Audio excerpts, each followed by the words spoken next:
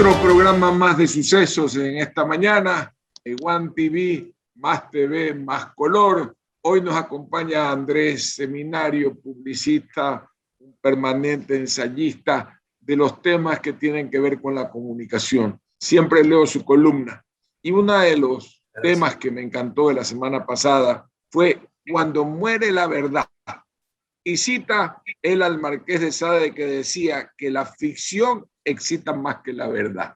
Frente a esos componentes ficcionales y la verdad, diéramos esa metaverdad, por llamarlo de alguna forma, ¿cuál es la realidad que consume el ciudadano que en este momento nos está viendo ya desde otra realidad? Porque en realidad está Andrés Seminario en una esquina y yo en otra, pero no en el mismo lugar. Estamos en virtualidades y dimensiones distintas. Bienvenido, Andrés.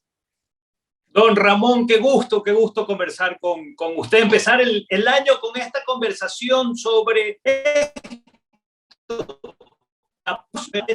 anticorrupción acelerada de la realidad. Por eso es que digo que cuando muere la verdad hoy ya nadie llora, porque todos estamos dedicados a asestarle golpes y pues preferimos una instancia postfactual, en donde todo es creado, todo es diseñado, todo es recreado, y nos parece más divertido eso, que estar hablando de las cosas ciertas. De hecho, el título está inspirado en, el artículo está inspirado en este libro del filósofo Byung-Chul Han, de las no cosas. Y lo que dice Byung-Chul Han, y lo que me llamó mucho la atención es, me voy a permitir leerle textual un pedacito.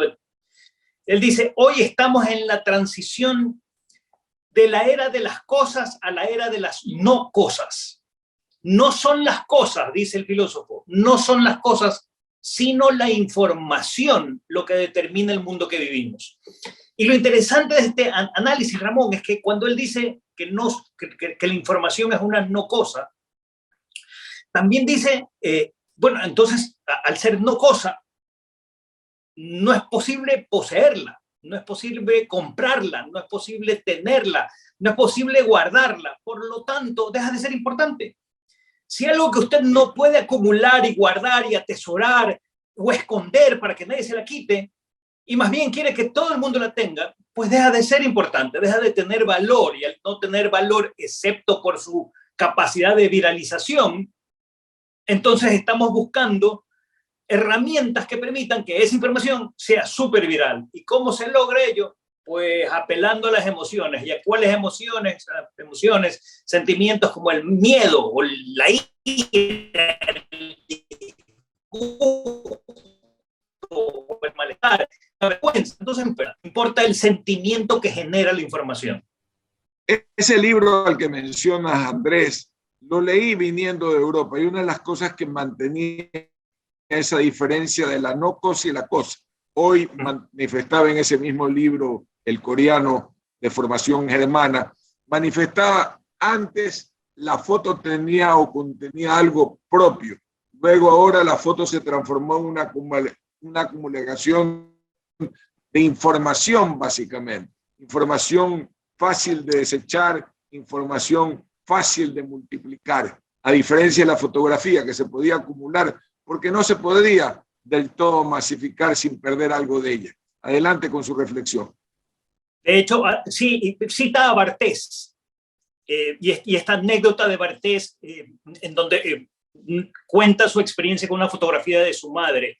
Y un poco, ya cuando lo vemos en la versión moderna, y me ha pasado estas festividades, hicimos una pausa a las fotografías familiares para sacar una cámara de verdad y tomarnos una foto, porque mientras eran selfies con el teléfono móvil, eso pasa. Y uno no vive de verdad la experiencia de vamos a tomarnos una foto, y tomémonos una foto seria y formal, y entonces mis 4 hijos y mi nieto y mi esposa hicimos la fotografía. Y luego hicimos, y mi yerna y mi nuera, y luego hicimos la clásica foto de teléfono, pensada como teléfono, pero también con la cámara digital, que exige un proceso de, pues para guardar, imprimir esa foto y pasarla de un lado al otro, y uno descubre pequeños detalles, y dice, mira, no noté que había pasado esto, o no me imaginé que estábamos preocupados por la fotografía en esos momentos. Un poco lo que dice el filósofo es que claro, y esto es más antiguo incluso, esto es aristotélico. Las cosas existen cuando le ponemos atención, solo existe aquello en lo que le ponemos atención. Y cuando pasamos la información a una no cosa y a dejar de ponerle atención, pues deja de trascender. Una fotografía uno la guarda, la saca del cajón, ¿no? Y recuerda lo que pasaba. Con la información no hay recuerdos. Aquí en este mundo tan complicado, llevándolo a la política y al pragmatismo del tema, ¿qué está pasando en el Ecuador? Las no cosas están superando a las cosas en las políticas. Realmente la actitud, por ejemplo, de un presidente de ofrecer algo y luego no cumplirlo, ¿en qué se enmarca? ¿En la no cosa? ¿En la cosa? ¿En qué se enmarca estas nuevas posiciones del manejo de la comunicación de parte del gobierno? Qué buena pregunta. Yo creo que hemos banalizado la realidad, y al banalizar la realidad, que se cumpla o se incumpla da exactamente igual, porque lo que importa es el momento. Aumento de sueldo, se dijo, no se dijo, venía, no venía, hubo una reunión, no hubo reunión, terminó siendo aumentado en $25 este año. Pero para llegar a esa instancia hubieron algunos momentos que eran de por sí, eran informaciones que se discutían y que luego dejaron de trascender. Otro ejemplo, el caso de las cárceles tan conflictivas, ¿no? ¿Por qué no pensamos en resolver problemas de fondo, haciendo todo el análisis crítico de la problemática, y más bien nos vamos a instancias simples de, ok, se resuelve con militarizar? Uy, no se resolvió con militarizar. Se resuelve con, pues voy a inventar hipótesis, con una comisión. Liberar a todos. Sí, podría pasar en algún momento, podría pasar. Si es tan superfluo el análisis que se le da desde el punto de vista de la opinión pública y de quien genera esa opinión pública, que cualquier cosa es permisible, porque es parte de lo que estamos compartiendo en este casi que metaverso, ¿no? Y eso me preocupa, me preocupa, Ramón, y me preocupa sobre todo porque nuestro cerebro no sabe diferenciar ficción de realidad. Entonces el día de mañana nos vienen con cualquier historia y va a funcionar, porque el cerebro no hace el proceso de distinguir lo que es cierto de lo que es falso. Muchos estudios en Ecuador y en el mundo demuestran que las fake news existen porque la gente no diferencia. En una forma clara, el mercadeo ficcionó la política. Yo creo que la política corrompió el mercadeo. Habría dos posiciones. El uno, que ustedes los ayudaron a los políticos a ficcionar el mundo y a comerse esas verdades a medias, eso que se llama en el mundo contemporáneo la posverdad. El reino de la posverdad va guindado esas no cosas que está poniendo de moda el filósofo coreano. El poder siempre ha necesitado de la ficción, y no solo ahora. En las polis griegas o en la implantación del catolicismo, no siempre se requirió de la ficción. El problema es que hoy los dogmas se están construyendo sobre torpezas, tonterías, TikToks. Antes había, me atrevería a creer que antes había una estrategia bien pensada, bien analizada, bien estructurada. Hoy cualquiera puede lanzar un par de videos que son muy llamativos, convertirse en influencer y definir una nueva línea de pensamiento dogmática, y ya está, sin que hubiese algún tipo detrás de ningún beneficio particular. Y esto me preocupa, ¿no? Porque, de nuevo, estamos banalizando la verdad. Ya no importa si existe o no existe, importa quién es más influyente, quién tiene más likes. ¿Por qué nos extrañamos de esa banalización si a la medida de la exigencia del mercado ha sido que los cada día leemos menos? Ergo, se terminó generando una política de cliché en la sociedad que derrotó a la función de la filosofía, que es hacernos pensar. Consumimos básicamente mensajes breves y eso termina, por lo general, banalizando el tema. A esa gente que, inclusive en los medios de comunicación, Hay gente que lee titulares y a base de la primera frase concluye y genera todas las conclusiones posibles sin conocer ni escarbar ninguna verdad. Exactamente, y por eso mi lema de este año es el latinismo supere aude, atrévete a pensar, atrévete a saber más. Porque efectivamente, usted lo ha dicho, ¿no? En ánimo de ser virales, dejamos de pensar.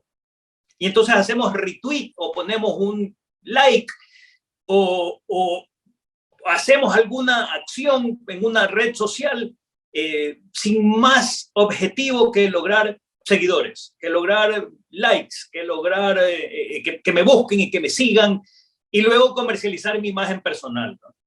Porque también hay de eso, don Ramón, el hecho de que como puedo ser productor de contenido desde mi casa con mi teléfono, pues si hago un par de cosas divertidas y me siguen 10.000 personas, alguien en algún momento me va a pagar el almuerzo.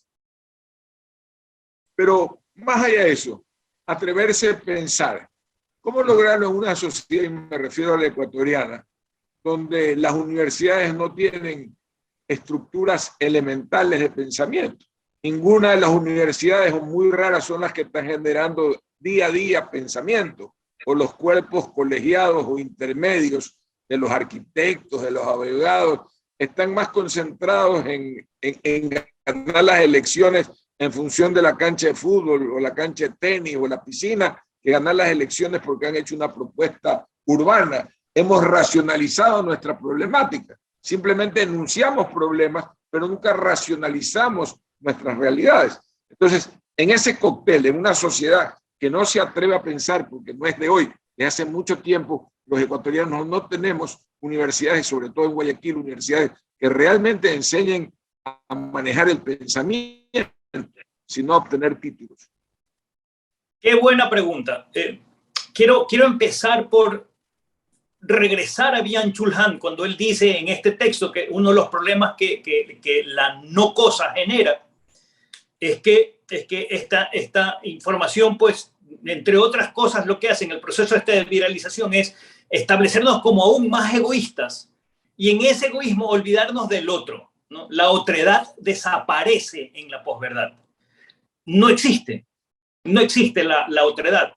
Y si algo me hace pensar es el otro.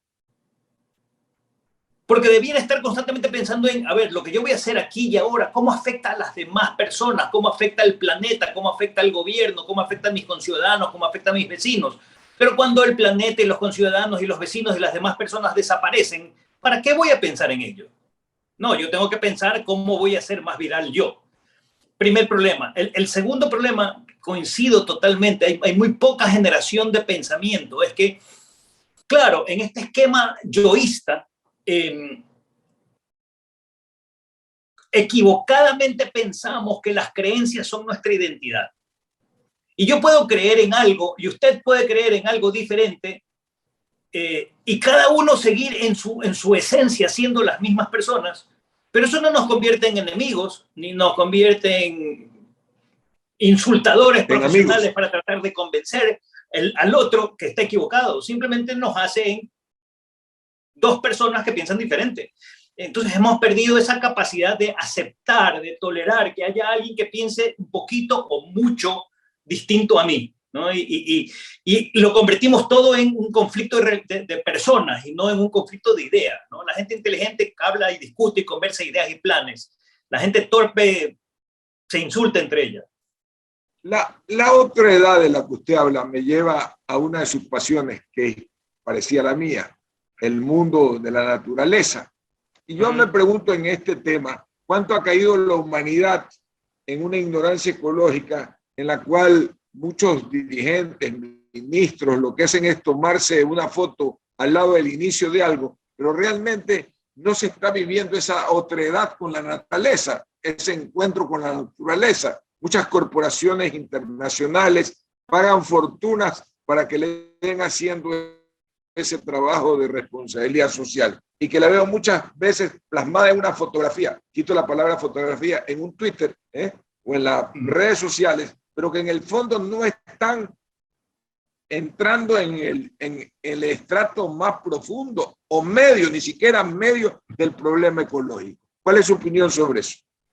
Cuando se elimina la otredad y solo existe el yo, no debo, no necesito, no quiero relaciones con nada y con nadie. Por tanto, el planeta deja de existir, existe el yo.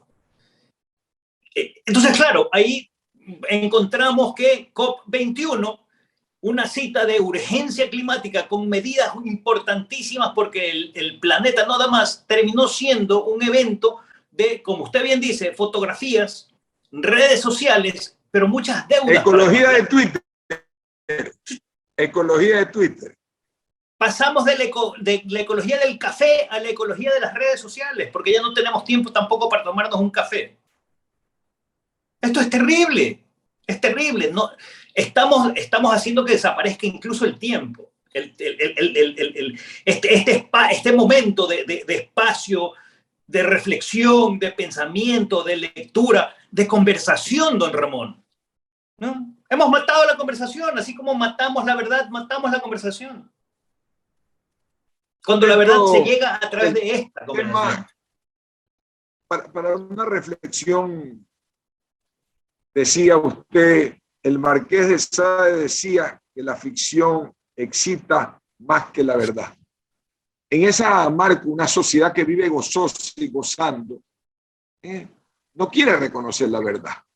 Ergo, los políticos, los mercaderes, todos los que vendemos en el fondo de los fondos es lo que el otro quiere oír, en alguna forma lleno de adornos y cuestiones, no lo que juntos queremos hacer. Pero eso ya lo planteó el Marqués de Sade, si mal no recuerdo, en el siglo XVII o XVI, de eso ya casi 400 años de que se hizo, no tanto, 300 años desde que escribió Sade lo que usted señala, no el violinista Sade, sino el Marqués de Sade, que escribió ese tema. ¿Cómo bajarnos de ese globo que el mercadeo, la tecnología lo sigue inflando? ¿Cuándo reventamos? Es la gran pregunta. ¿Cuándo reventamos? Porque hemos ido, como usted lo dice, de los griegos, desde la religión, adobando el pavo, el cerdo, lo que nos vamos a comer.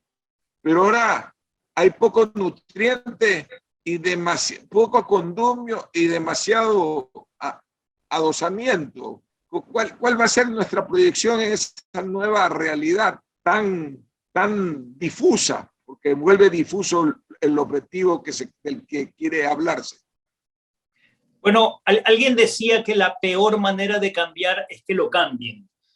Yo creo que lo que estamos viviendo a nivel mundial, el tema pandemias, el tema de desastres humanos y fenómenos climatológicos, es un detente de la naturaleza que nos dice, hey, ya, hasta ahí nomás, ya estuvo bien, párale la mano, ¿no? Y si no queremos darnos cuenta y si no queremos hacer los análisis y añadir el pensamiento crítico y hacer los cambios, alguien los va a hacer por nosotros. Alguien los va a hacer por nosotros. Si mantenemos, por ejemplo, los niveles de emisiones de gases de efecto invernadero, pues el 2050 es muy tarde y el 2030 está a la vuelta de la esquina. Faltan 8 años para una meta que en algún momento nos autoimpusimos, además. Entonces creo, don Ramón, que así como por un lado se está banalizando la verdad y los procesos y la educación y las relaciones y la familia y las instituciones, por otro lado hay todo un movimiento de personas que estamos preocupados por recuperar lo que debe ser recuperado. Pero quizás lo más importante... Tengo fe, quizás, por así ponerlo. Sí, pero quizás lo más importante es recuperar la verdad como esencia de la vida, porque nos hemos desplazado a una virtualidad tan gigantesca, al mismo tiempo hoy tan necesaria. Si no nos estuviéramos comunicando de esta forma, no hubiésemos podido encontrarnos. Sin embargo, ese desplazamiento amenaza la verdad o desplaza la verdad. Para terminar su última reflexión aquí en One TV. Yo creo que hay que entender 3 cosas importantes este 2022, y es que vamos a ser más irracionales. El tener conciencia de que vamos a hacerlo debiera obligarnos a dejar de serlo. Segundo, vamos a ser más individuales. el tener conciencia de que lo vamos a hacer debiera evitar que lo seamos. En tercer lugar, este año va a ser más instruccional. Todos los analistas de tendencias, no las brujas, dicen que tenemos que empezar a reeducarnos para prepararnos al futuro. Y yo creo que ahí hay una importantísima diferencia. Yo quisiera, entre otras cosas, que nuestra sociedad empiece a rescatar la experiencia de la sabiduría de la edad, que es muy reconocida en Japón, pero a la que nosotros le hemos decidido echar tierra, ¿no? Los viejitos, no, ya están viejos. No, por el contrario, tienen un bagaje de información que vale la pena escuchar. Entonces, rescatar esos detalles, encontrando el justo equilibrio entre la necesidad de la modernidad y la juventud con la experiencia del paso de los años, yo creo que ahí vamos a encontrar. El secreto es el equilibrio, porque tampoco pretendo, y creo que tampoco es sano, ir totalmente al otro extremo, ¿no? En la mitad la virtud. Gracias por habernos acompañado en One TV, más color, más televisión. Hasta el próximo encuentro, amables televidentes. Gracias, Andrés. Encantado, gracias.